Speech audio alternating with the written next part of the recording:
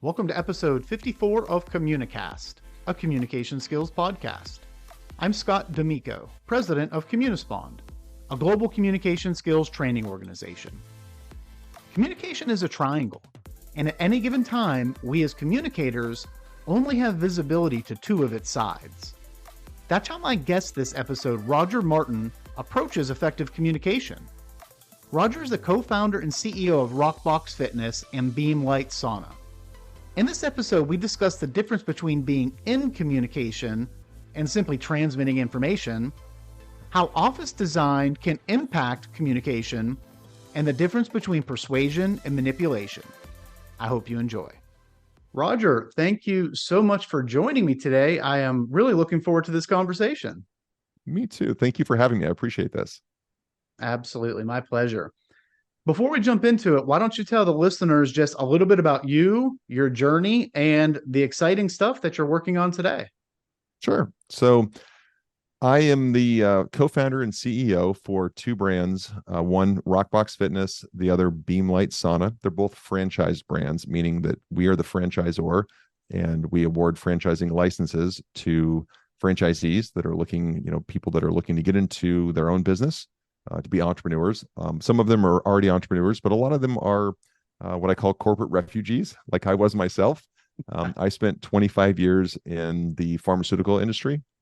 So I started my career when I was, very right out of school, very young, kind of the guy carrying the bag, going back to promote the products to the physicians, and worked my way up through many executive positions, worked for several different companies, and ended up in a chief operating officer role in my last stint. But spent so much time there, just kind of had an epiphany. Probably not enough time on this podcast, but had this epiphany at a trade show in Barcelona, Spain, of all places, and just realized I don't want to do this anymore. I just, I've been doing it for 25 years, was very successful by all means of, from a career check the box thing, but it wasn't fulfilling. And, I really wanted to work for myself, and I also wanted to truly help people. And I wanted my legacy to be the cure, which, we specialize in wellness brands. So RockBox Fitness is obviously a boxing for fitness concept, and there's a nutritional component that we offer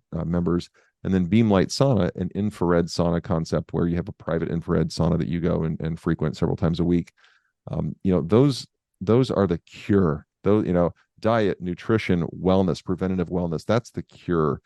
And so all the brands brands we have now, we have a nutrition supplement line as well, and then brands that we're evaluating every day to build this platform. So we have these brands under an umbrella called Thrive More Brands, and it's really a holding company that is all specialized in health and wellness franchising concepts that are complementary but never competitive. So like I don't want to say never, but I can pretty much say we'll never own another fitness concept, because I wouldn't want our franchisees to compete with other franchisees that are underneath our umbrella.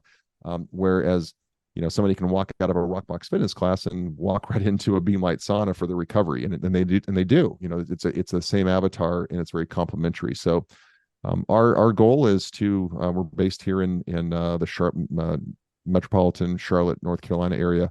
And our goal is to continue to acquire brands that need help to scale, that are franchise brands, all franchise brands, or a brand that wants to franchise.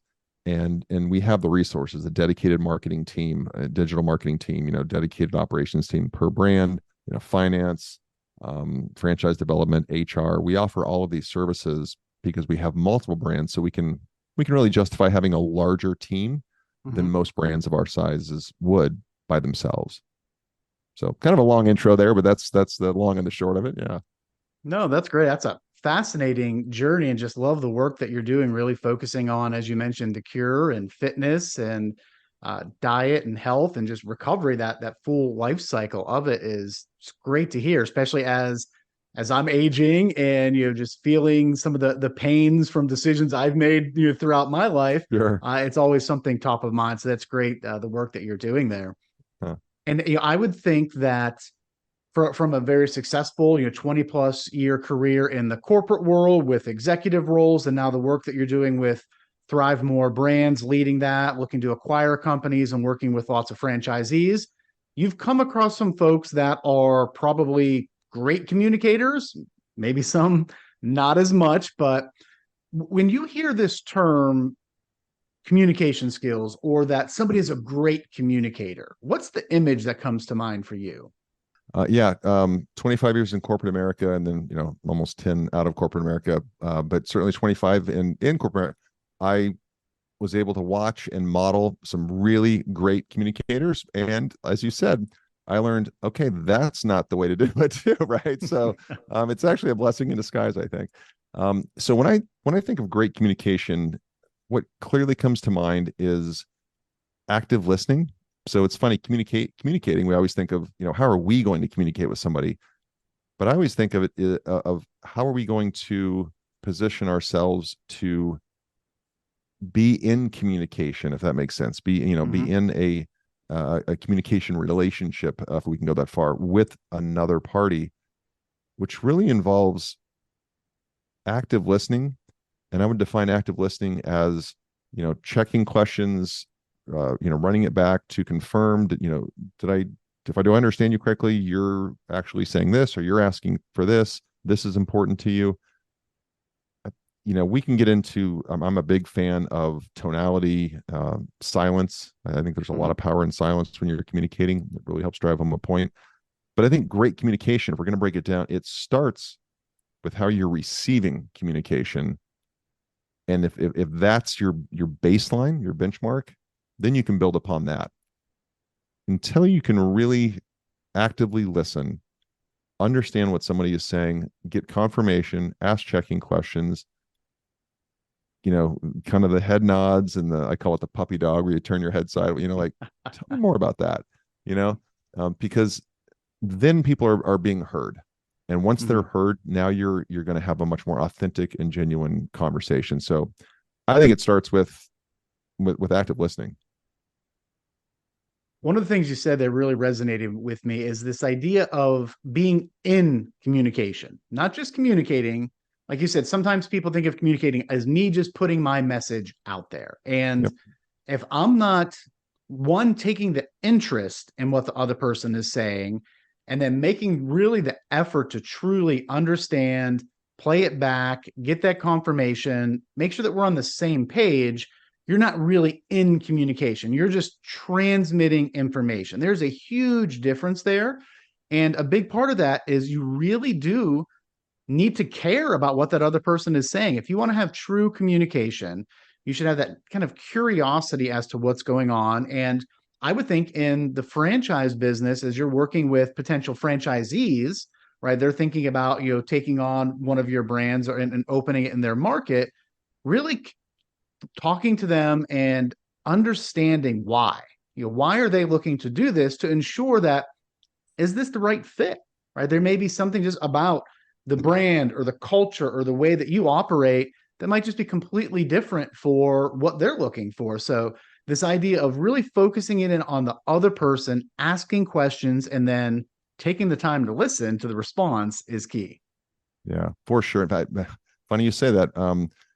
Immediately preceding this conversation with you, this podcast, I did what we call an executive interview. And that's where a franchise prospect, that is a franchisee prospect that is looking to, purchase a franchise license or several, they go through a very, very defined discovery process. It's a regulated industry, so they need to anyway, and I want them to. But we also take it several steps further than that. And one of them is an executive interview. It's 30 minutes with me or one of my business partners. And I ask 3 questions. I say, one, I want you to ask questions too, but here are the 3 questions I need to understand. Why now? Why franchising? And most importantly, why RockBox or why Beam? And because, as you said, like, it's got to be a great fit. And I need to understand, why now? Why are you looking to make a change now? Why are you looking to be an entrepreneur, which is hard?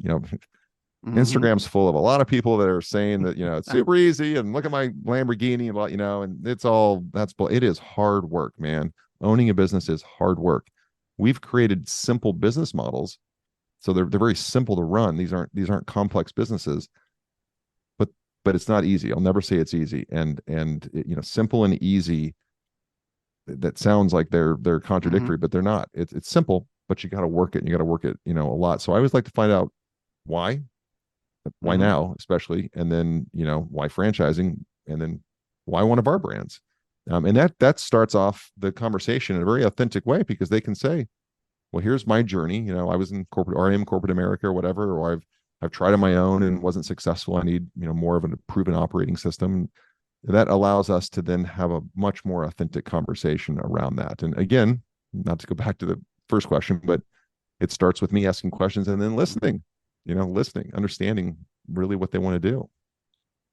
It's a novel idea to actually listen to people when you ask them a question. It's you'd be amazed. Lots of people ask questions, but they just tune out once they've asked because they're thinking about what they're going to say next. And this approach of why now, why this, why us is really a framework that I think can be applied to so many aspects of life.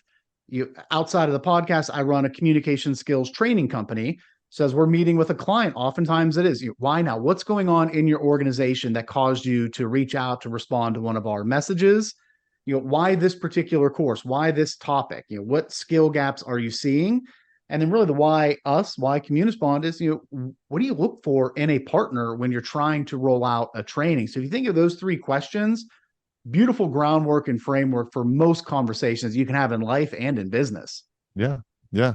Yeah. This isn't communications, not just about business. This is your personal relationships, Yes. your spouse relationship. I mean, yeah, great communication serves you in so many, all aspects of your life, Yeah. all aspects.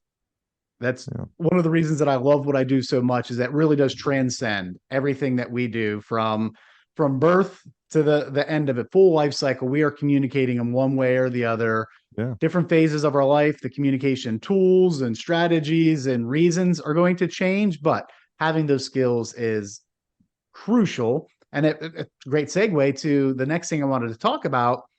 From the role that you're in, leading a business now, being an entrepreneur, what are some of the skills that you are seeing that are really critical for people to bring to the table, whether maybe you're hiring somebody, you're looking to promote somebody throughout your organization, or potentially even franchisees?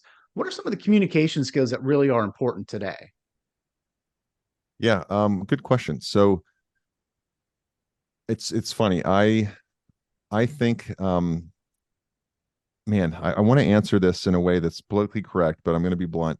And I know every generation says, "Oh, the younger generation, they don't, blah blah." I'm sure our parents said the same thing about us, Mm-hmm. but I do believe that this device, for the listeners, I'm holding up a phone, um, has really short circuited just basic communication skills in the younger generation. And I can say this: I have a 22-year-old daughter and a 20-year-old son. Of course, they much prefer talking via text. They much Mm-hmm. prefer, communicating, in sound bites. But that's not how to have a rich business relationship. That's not how to. And I manage, we have people from their mid 40s down to their early 20s on my team. We've got 26 people on my team, and it's funny that generation that's probably 32 or younger. I'll say, hey, have you reached out to X, whatever client or whatever franchisee? Yep. What happened? They haven't gotten back to me. Did you call them? No, I emailed them. Okay, but did you call them? Well, I'll text them right now. No, pick up the phone and call them. Like, have a human to human conversation. So I know that's not maybe the answer you're looking for, but I mean, it gets Yeah. down to just basic blocking and tackling of have a human to human conversation to start this off with, because so many people are defaulting to this faceless interaction of like emailed, I texted twice. No, Mm-hmm. pick up the phone and call until they answer, or get in the car and go see them. But that is not the comfort zone of Gen Z. And again, I say this because I have two kids that are Gen Z, and I know what their prefer, and all their friends what their preferred mode is. And again, that generation has a lot of great things going for them and are doing things Mm-hmm. in a better way than my generation did. But I wouldn't say communication is one of them. And it starts off with just having a conversation face to Mm-hmm. face. Even if it's digital, at least it's face to face. Where there are a lot of people, and I hire for I own a couple, or I own a couple of different businesses outside of this, and one of them is a Beam Light Sauna studio. I own one of the franchises, and so I hire a bunch of young 20-year-old people. I have a manager who actually does all the hiring, but she runs it, and it's staffed with mostly 20 somethings, and we have a great team, but she has to filter through so many candidates to find someone that can just communicate. Like, we can teach the skills are teachable, but traits. And part of your question, how do you, like managing and leading, I hire for traits. Like, I want somebody that has communication skills. I want somebody that has that confidence around, hey, I don't know it, but I'll learn it. I want someone that will embrace something outside of their comfort zone. And you've got to go through a lot of resumes now to find somebody willing to do that. And we have a great team, and they're wonderful with the members, and they give them a great member experience. But I find it more challenging today to find good communicators than I've had in the past. It reminds me of a conversation on a recent episode where the guest and I were talking about the concept of multi-generational workforce, where we've really always had that, but it hasn't been until probably the past 15 or so years where the rate of change of technology has accelerated so quickly that the gaps and the differences in communication styles and the technology and the tools that are being used, that delta has just gotten so wide. And I think it's important for both sides kind of to meet somewhere in the middle. But the key is making sure that you're finding the right tool for the right time. So yeah, sometimes text message is absolutely appropriate to do, right? Sure. Sometimes picking up the phone is the appropriate thing to do. So it is getting people to step outside of that comfort zone and be able to really identify, when should I pick up the phone? What is okay for an email? Does this need to be a meeting? And those are some of the skills that, yeah, I agree, tend to be lacking, just because it is so heavily reliant now with some of the younger generations just on the faceless technology. And this prior guest brought up a great point. He was a former high school teacher. So he said so much of the communication that's happening today, especially say in schools and colleges, is curated. It's edited, right? They spend so much time on writing out this message or this post or editing this picture and this video that true, spontaneous, think on your feet communication is being sacrificed, and those skills are waning. So I think really focusing in on that. How can you be able to think on your feet, have a genuine, in real life, IRL conversation with people? And that takes practice. You got to get those reps in. And if you're always doing it via text message and having the opportunity to think through and edit and re-edit, those skills are gonna fade away. 100% agree. 100% agree. Yep. Roger, as you think of your career journey, the success that you had in corporate America, now the success that you're having here as an entrepreneur, if you had to point to, say, one or two skills, or perhaps I asked somebody that's close to you, what's the key communication skill that really has helped Roger to get to where he is today? What would they share with me? Probably two things. One, persuasion influence, which is a communication skill. And I champion three things. If you can hire well, and I believe in competency selection interviewing, there's just so much data behind behavioral interviewing versus hypothetically, what would you do in this case, which is hypothetical. But behavioral is all, what have you done in the past? Because that's the best predictor of future performance. So if you can hire well, you can lead people, and we'll talk about that around communication, and you can persuade and influence either your people. And when I say persuade and influence, I do not mean manipulation. Manipulation is getting somebody to do something that is good for you but bad for them. Persuasion and influence is, I know this is good for you, you just can't see it yet, so I need to persuade and influence you to recognize the value in what I'm trying to get you to do.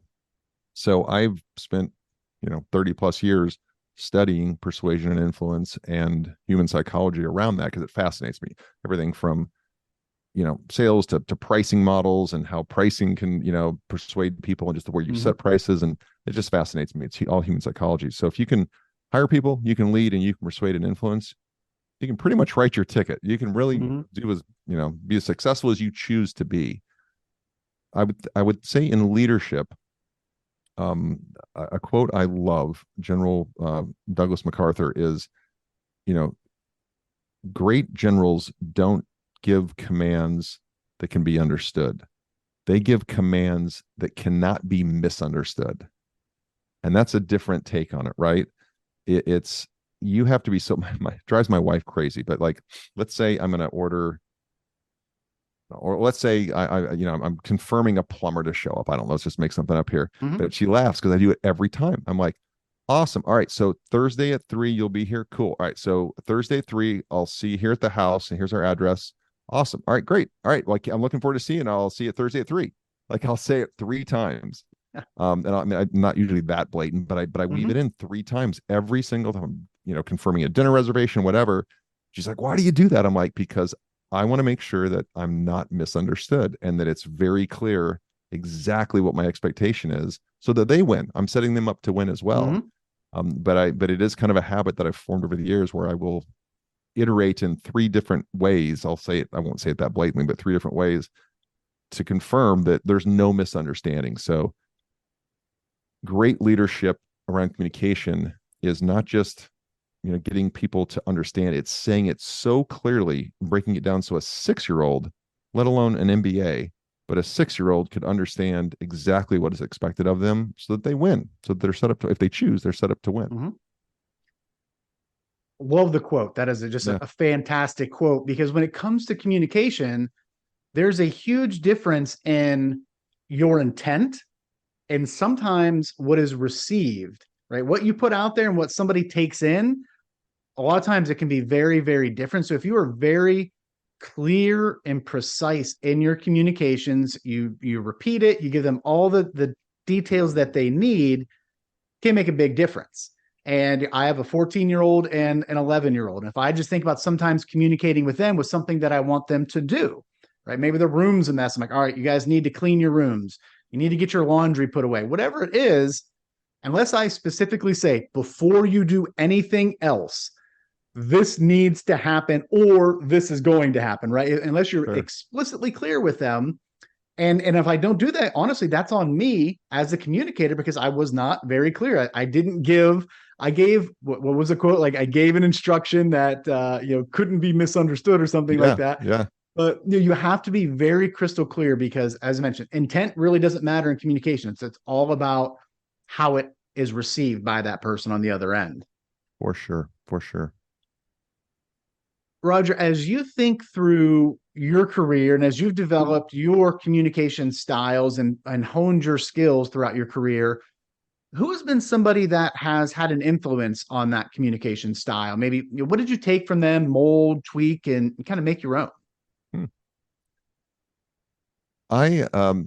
Another great question. I have kind of cobbled together with duct tape and chicken wire my mentors.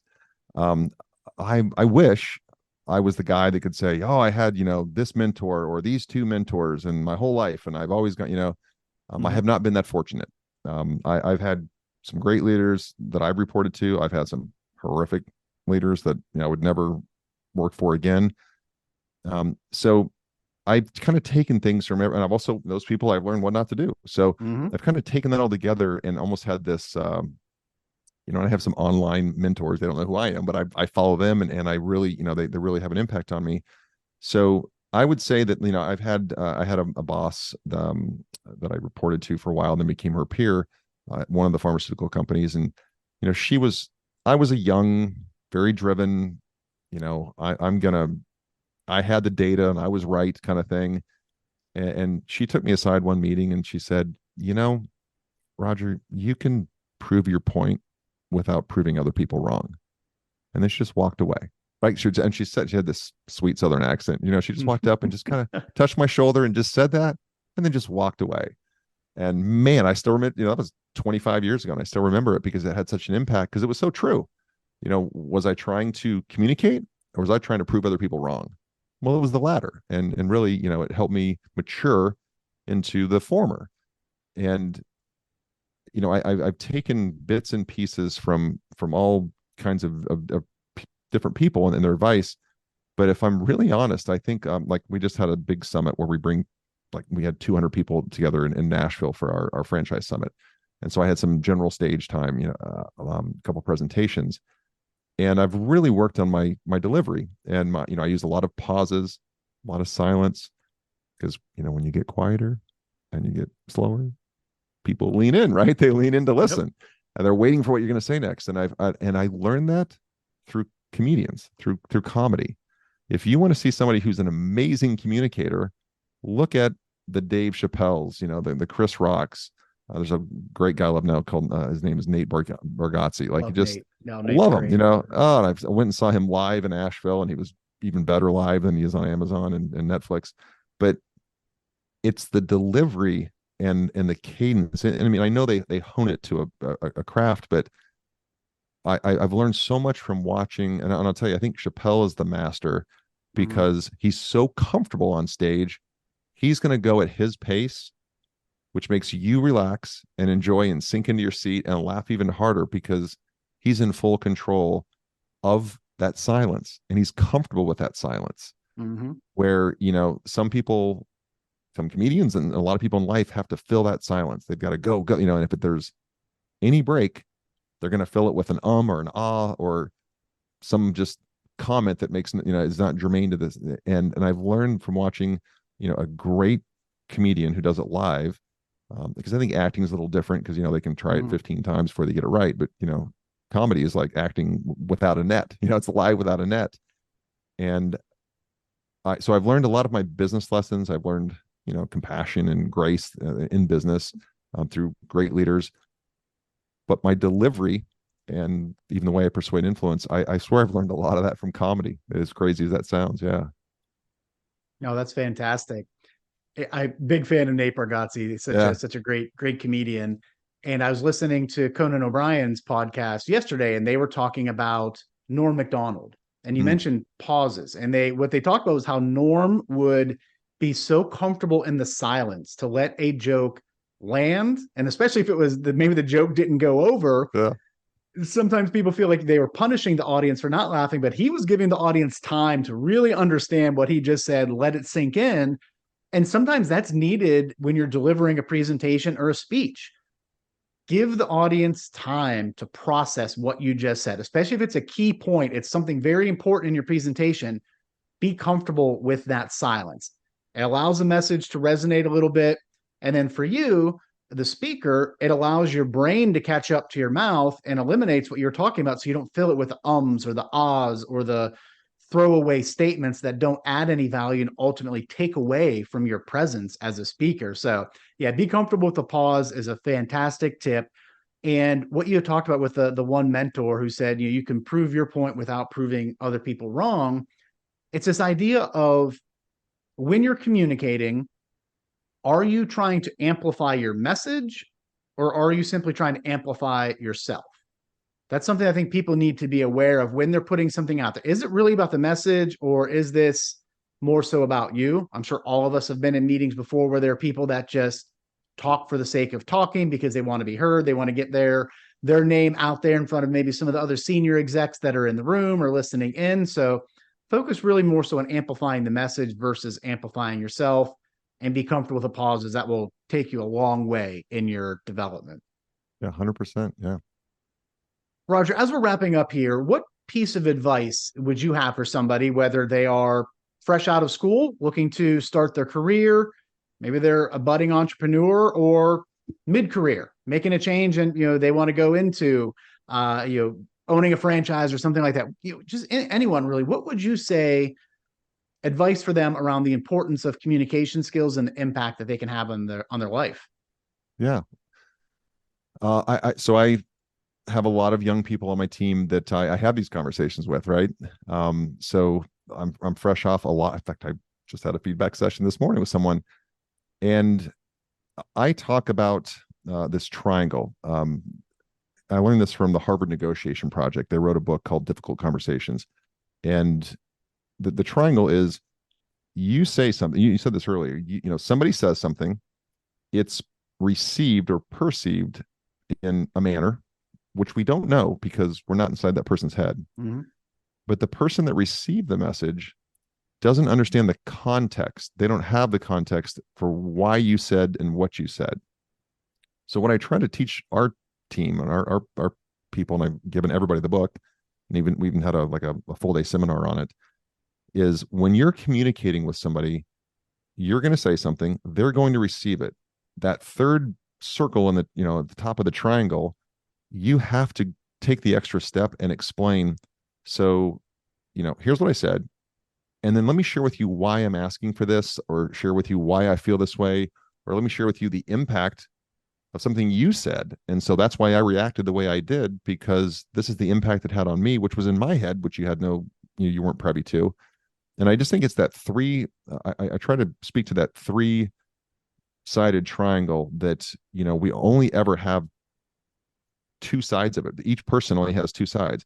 If you're the receiver, you heard what they said, the factual thing that they said, whatever those words were, and then the way you received it, and you have that information. They have what they said and the context and reason why they said it, but they don't understand how it impacted you. And if you can just get people to say, hey, I really appreciate that comment, thank you, that helps me with this, or man, that kind of hit me in a weird way, like, why did you say that, what did you mean by that, just give me the context. Oh my gosh, no, what I was really saying was this, and if that came off wrong, I apologize, because really I think you have a better opportunity, blah blah blah blah blah blah, whatever it is. But it's just, and again, it's basic human communication, but so many people, well, that guy said this, I can't believe he said that. Well, go up to the guy and say, hey, why did you say that? I'm just kind of curious, And of course, we want to do that in private. That's not something you'd probably do in a public forum. But resentment is one of the worst. It'll kill an organization. It'll absolutely kill. It'll kill a relationship, as you know. So you just amplify that across more people in an organization. So it's teaching people to have and empowering them. And we have a hierarchy, because you have to have a hierarchy in a company, or you have chaos. But we don't have a hierarchical organization, in that, well, if you want to give me feedback, you got to go through your direct supervisor. No, every wall door here is floor to ceiling glass. Every office is the same size. Like, we've been very deliberate on creating our workspace so that communication flow, there's nowhere to hide. Like, I'm not behind an oak door, where nobody, because I'm a CEO, I'm in the corner. I'm right in the middle of the office with everybody else, same size office, floor to ceiling glass, so that, if I'm in my office, people can see and they walk right in. And I want people to come in and say, hey, when you said this in the company meeting, like, what were you really asking for? I'm not sure what my role is in that. How do I actually contribute? Hey, I'm glad you said that. I don't want any confusion. Come on in. Let's talk about really what I'm asking for. But so many companies, the higher up you go, the farther away from your team your office is, and the thicker the door gets, right? And all, and that's just, and again, I learned what not to do in corporate America, just as much as I learned some great skills. And if you can keep that triangle that I referenced earlier just continually flowing, to where people feel comfortable saying, hey, give me more context, what do you mean by this, and hey, what were you looking for this, and gosh, when you said that, it impacted me this way, but I'm sure that's me, can you give me more, better understanding. It just it keeps any resentment, it keeps any noise, any head trash out of it. Are we perfect at it? Absolutely not. But we have a much healthier culture and open communication culture, I think, than the vast majority of organizations, because we're so intentional about it. You have to be intentional about communication. You can't just expect it to happen. So we're very focused on that. Absolutely. The intentionality really is critical. And one of the most powerful things that you can say in communication is, the reason I say this is, or the reason I'm asking this is, and it's providing that context. When you provide that context, oftentimes it brings the barriers down a little bit, helps put people at ease. So if you say, okay, well, why did you do that? Sometimes people are going to get up on their haunches and be defensive. And you think, the reason I'm asking is whatever. We just went through a training about that, or I heard about this new strategy, XYZ, right? So providing that context is going to put people at ease, and I think lead to more engaging and authentic communication. And as you were talking about your offices, it just hit me. I never really thought about this before. When we talk about communication, we know that only a small part of it is the words that you say. Big part of it is how you say, your tone, your inflection, body language, gestures, all of that stuff. And I never really thought about it before, about how your wall, your door, your desk, your chair, it all communicates. It sends a message, right? If everyone is in a little cubicle and you're in the big fancy office with the mahogany desk and the big leather chair, isolated from everyone else, that's sending a message of I'm different, I'm separated. I've made it hard for you to even see me, let alone talk to me. So what's that going to do to their willingness to bring feedback to your attention, right? It's going to just completely crush it. And I've worked at organizations before where the executives were on their own floor. You had to have a code to get on the elevator to go there. When you got there, there was a receptionist and a guard. The doors were locked. You had to get buzzed in. That just sends a message to people, and it's just going to crush that open communication at an organization. And the reason why my theory, my theory, the reason why that is because of rites of passage. They had to go through the gauntlet. They had to work in the cubicle. They had to, embrace the suck for a long, long period of time.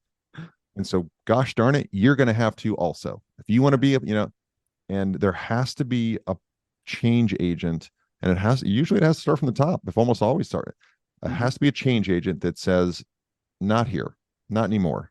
And even if that's how I grew up, so to speak, or that was, my corporate upbringing, we are not going to, that's not tolerated here. But it takes intentionality, and it takes somebody breaking that cycle of, well, hey, I had to go through that.